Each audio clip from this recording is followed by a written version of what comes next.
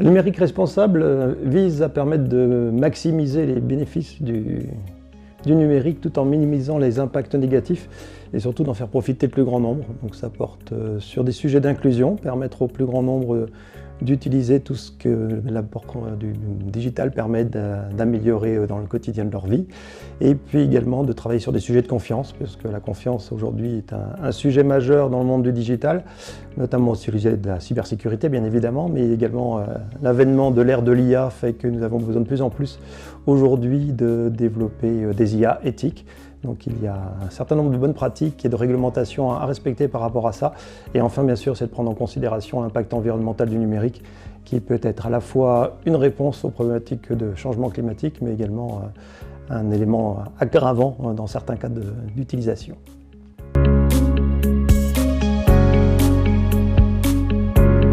Je suis Frédéric Spindler, je signe le territoire alsacien dans le monde du secteur économique, de l'informatique et du numérique, dans des activités de conseil auprès des entreprises et des collectivités. Mes engagements par ailleurs m'ont amené à animer un petit peu l'écosystème du numérique et aujourd'hui au sein de Numéum, qui est le syndicat de la branche des acteurs du numérique, j'anime pour le Grand Est la thématique du numérique responsable, entre autres engagements.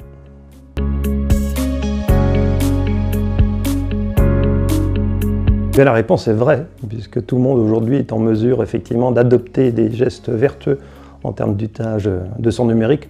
Encore faut-il d'abord en prendre conscience et de prendre en considération tous les éléments d'impact que ça peut avoir.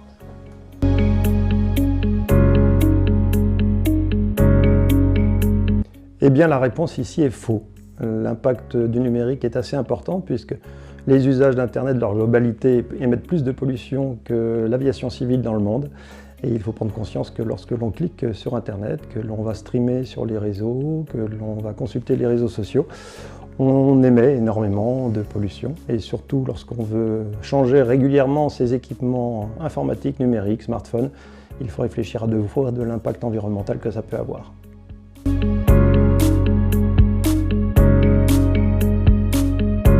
Mais cette fois-ci, la réponse n'est ni vraie ni faux, puisqu'il s'agit de prendre en considération la quantité de mails à traiter.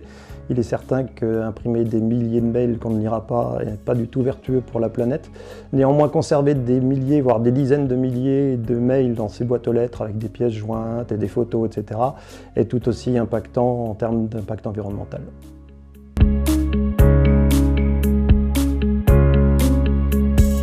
Là aussi, la réponse est très certainement vraie et faux.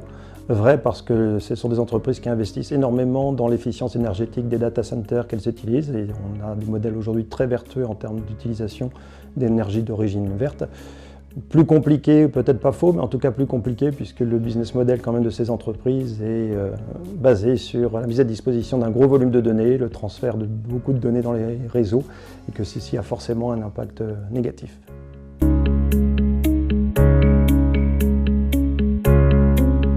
Eh bien, la réponse ici est vraie. Encore faut-il effectivement avoir pris en considération l'efficience que peut apporter les bonnes pratiques en termes de codage pour éviter d'avoir des systèmes qui consomment énormément d'énergie de façon démesurée par rapport aux besoins ou aux services à délivrer et également de prendre conscience que les développements informatiques, ne serait-ce que basés sur des business models divers et variés, peuvent eux-mêmes avoir des effets rebonds qui peuvent être négatifs à l'environnement.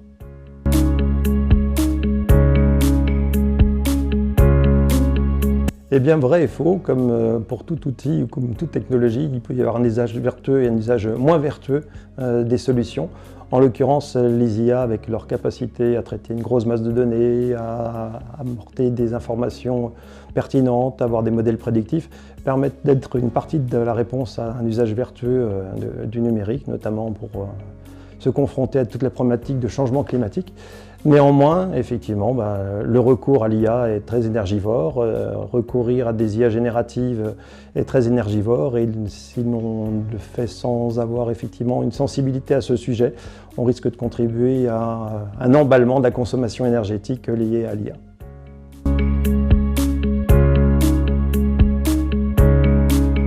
La réponse est non, parce que d'une part c'est une démarche d'amélioration continue et donc il va falloir en permanence se remettre en cause et avoir une activité de veille sur tous les enjeux liés au numérique responsable. Néanmoins, on doit considérer effectivement qu'un effort est évident aujourd'hui de réalisation, puisque c'est surtout le levier économique qui invite les entreprises comme les particuliers à chercher à acheter du matériel d'occasion, ce qui est une première étape vers un modèle plus vertueux. Mais néanmoins, il y a encore beaucoup à faire.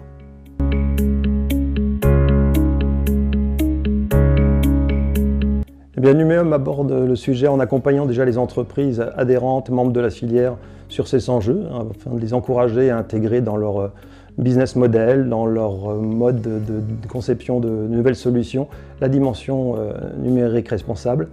Numéum fait également des actions de sensibilisation à l'ensemble des acteurs du marché, en partenariat avec de différents acteurs, et notamment au travers de l'initiative Planète Tech-Care, qui est disponible sur Internet, qui vous permet de signer une charte vous engageant moralement à avoir une démarche vertueuse sur le numérique responsable et surtout d'accéder à un ensemble de ressources tout à fait pertinentes pour vous aider à entreprendre cette démarche.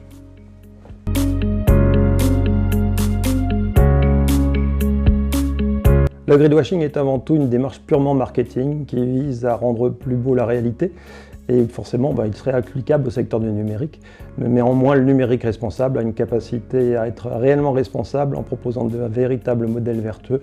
Et bien sûr, il ne faudra pas manquer de communiquer autour de cette réalisation.